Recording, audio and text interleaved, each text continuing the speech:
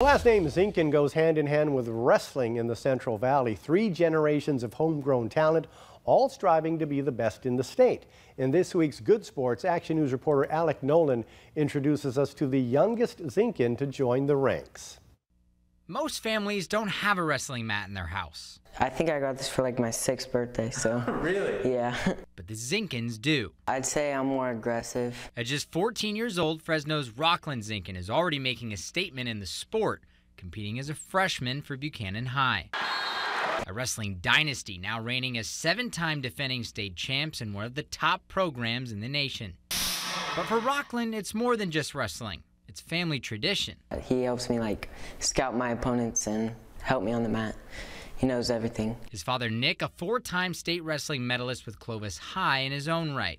A long history of doing it. Nick's father, Dwayne, would open the door as a wrestler at Fresno High, with his 3 sons following close behind. Unfortunately, we're vertically challenged, so we didn't have probably too many options. Practices were on beds, in between dressers, a lot of broken furniture. All 3 boys would wrestle for their uncle, former Clovis High and Fresno State head coach Dennis DeLito. There's a lot of things that he does that are almost exactly like I did. As a 4-time Doc B champ in high school, his son is already chasing his record, grabbing his first cowboy hat this season. I often say I'm a pretty even-keel guy. Watching him wrestle has sucked me out of position more than anything else ever in my life. The Zinkins like to make history. Rockland's great-grandfather, Harold, a trailblazer, one of the founding members of Muscle Beach in Venice, the inventor of the universal lifting machine, and a dear friend of Arnold Schwarzenegger. So at the state tournament this past weekend, Rockland determined to write a chapter of his own.